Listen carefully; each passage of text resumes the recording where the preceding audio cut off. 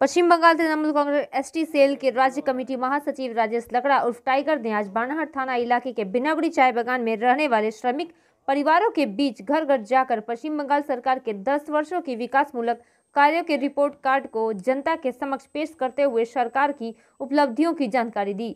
यह बताते चले कि पश्चिम बंगाल के चाय बागान क्षेत्र से जुड़े डुवर्स इलाके के मदारीहाट विधानसभा सीट पर 2016 में भारी मतों से जीत हासिल कर भाजपा ने जीत का परचम लहराया था।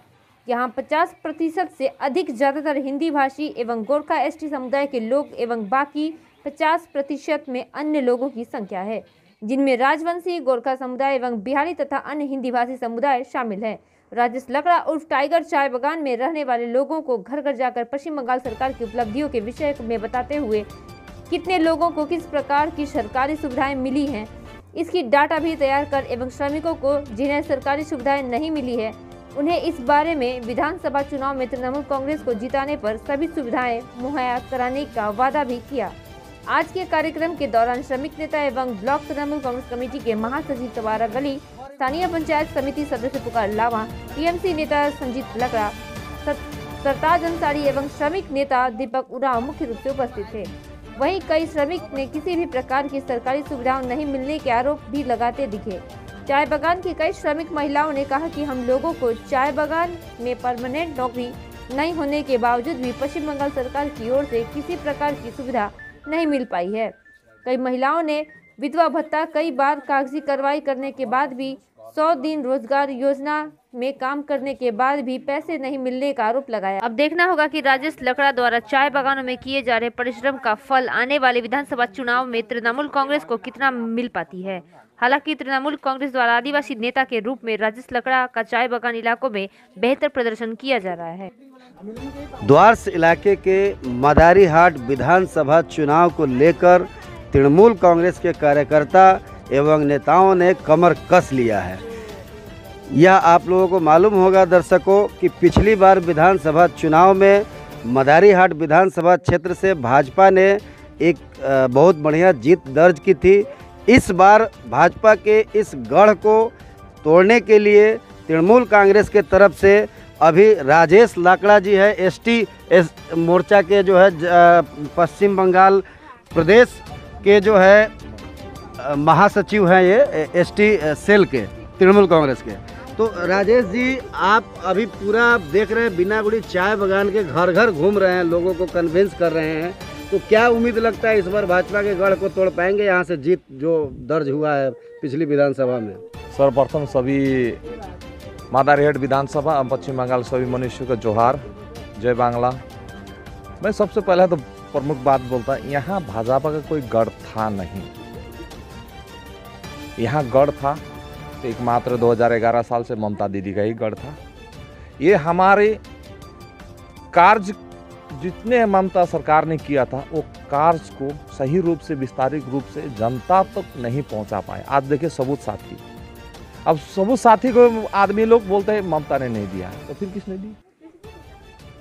तो उनका कार्य को सही रूप से किसी भी क्षेत्र में विस्तारित रूप से जनता तक नहीं पहुंचा है। आज उसी के लिए मैं यहाँ पर उनकी दीदी के डायरी के तहत कितने काम किए।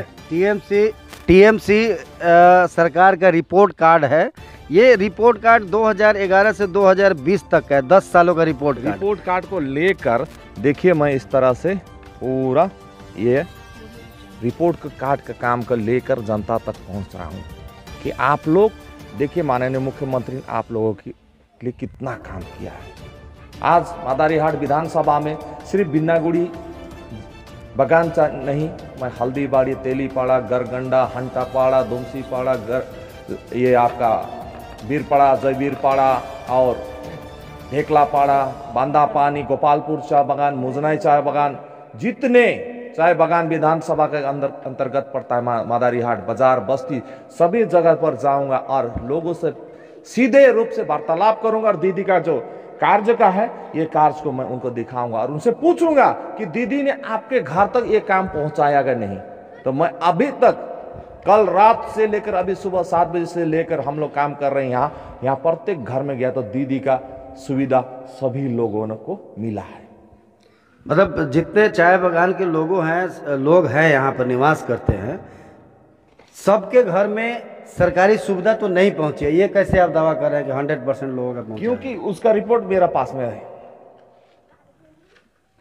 ये देखिए, ये काम का हमारा जिनके पास सुविधा पहुंचा है वो सुविधा का रिपोर्ट ट्रिक लगाया हुआ है। जी जी, ये काम का सुविधा जिनको मिला है, हम लोग इस प्रकार से उनके नाम, मोबाइल नंबर और उनके सारे सुविधा प्राप्त को हम लोग ने टिक मार्क लगा दिए। इससे प्रमाण होगा कि कोई नहीं बोल सकता कि मेरा घर में कोई ममता दीदी का उन्नति नहीं पहुंचा है।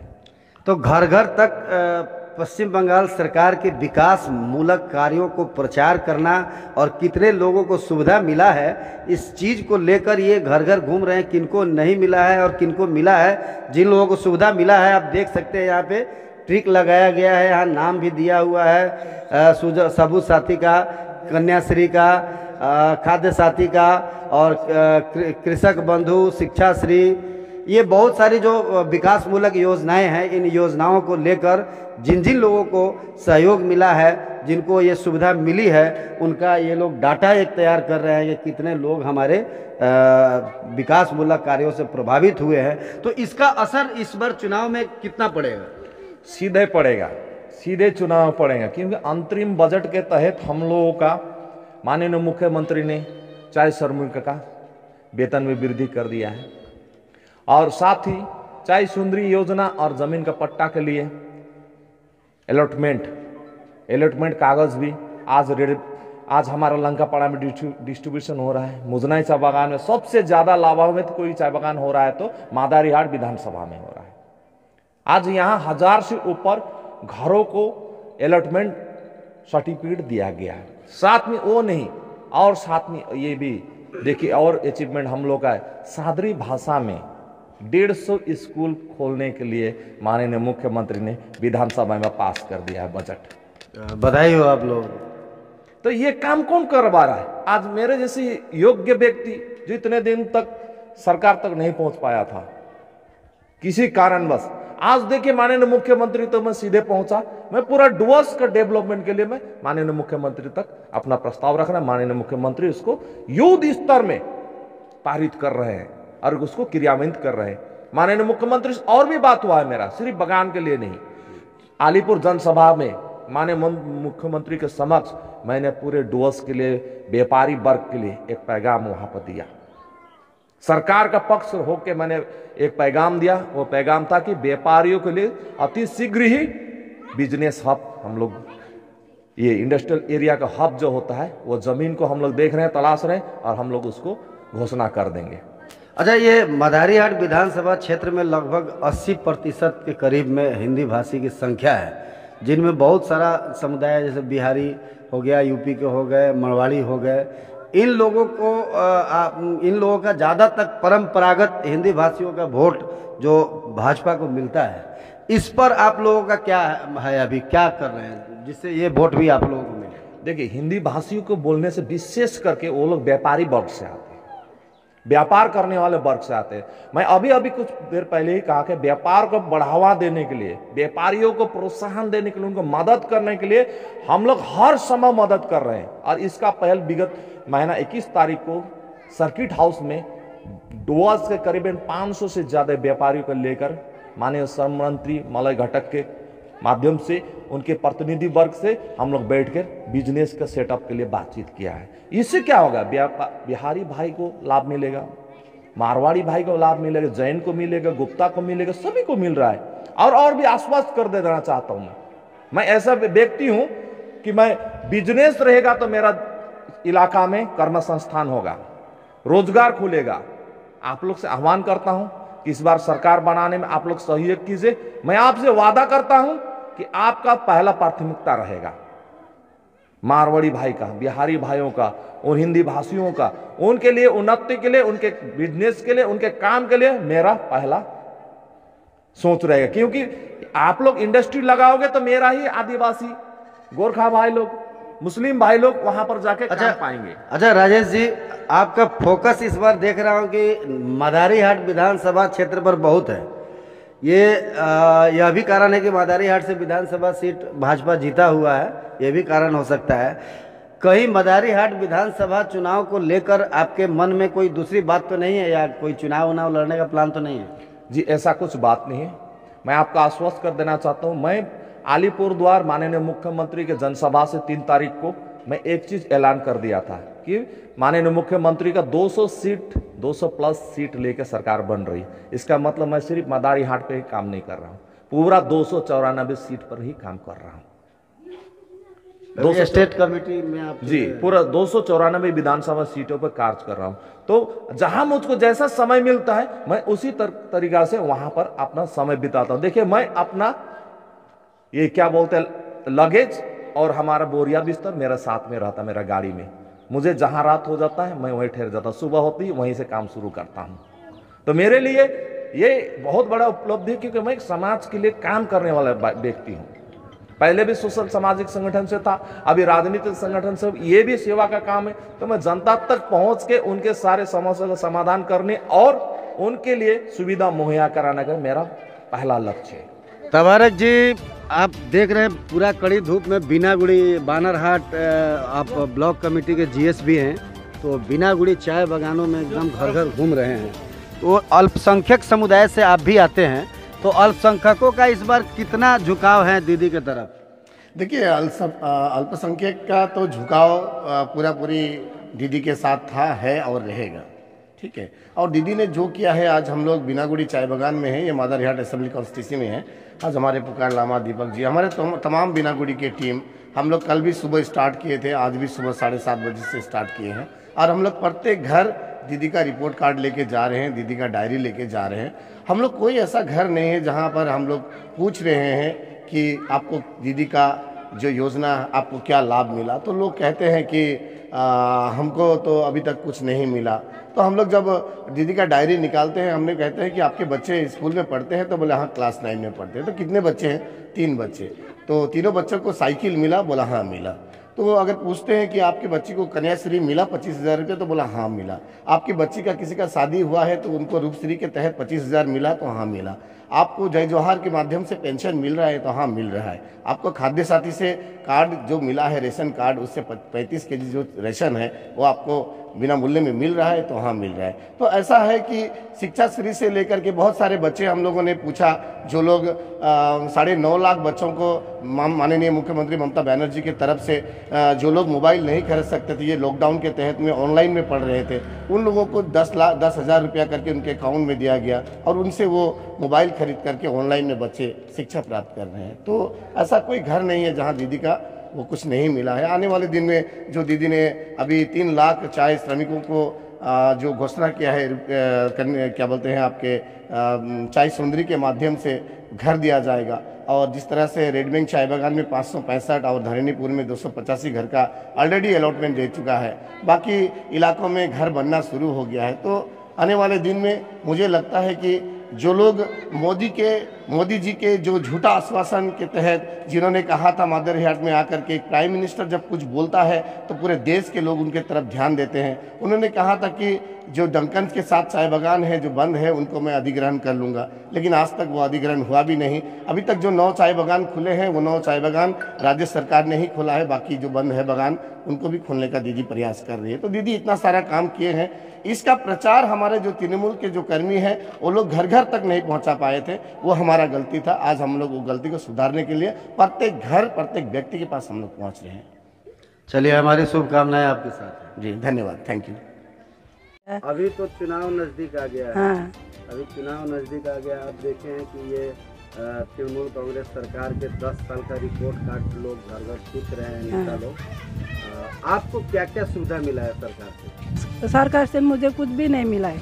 जो पंचायती काम अभी हम लोग का गरीब लोग का 100 दिन का काम, साल में 100 दिन काम होता है ना, वो काम करती हूँ। फिर भी 2016 से लेके मेरा अभी 21 सड़ गया, मेरा पैसा नहीं रुका है। काम तो किया हूँ लेकिन पैसा नहीं रुका अभी तक। आपने काम 100 दिन रोजगार योजना का किया था, लेकिन पैसा आपके अकाउंट में नहीं है। ऐसे खाता तो मेरा रनिंग है, ऐसे खाता तो रनिंग है, अकाउंट रनिंग है, लेकिन मेरा अकाउंट में वो पंचायती पैसा नहीं ढुक रहा है।